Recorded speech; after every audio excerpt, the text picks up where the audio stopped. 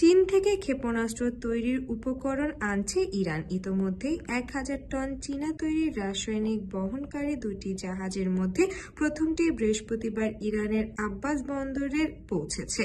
এসব রাসায়নিক ইরানের সামরিক ক্ষেপণাস্ত্র কর্মসূচির জ্বালানির জন্য গুরুত্বপূর্ণ উপাদান বলে ধারণা করা হচ্ছে। গত বছর ইরানের গুরুত্বপূর্ণ কারখানাগুলোতে ইসরায়েলের বিধ্বংসী হামলার পর তেহরানের ক্ষেপণাস্ত্র উৎপাদনে স্বাভাবিক অবস্থায় ফিরে এসেছে, এটি তার ইঙ্গিত। দুটি ইউরোপীয় গোয়েন্দা সূত্রের মতে গোলবন জাহাজটি 3 সপ্তাহ আগে চীনের তাইচাং বন্দর থেকে 1000 টন সোডিয়াম পারক্লোরাইড চালান নিয়ে যাত্রা করে।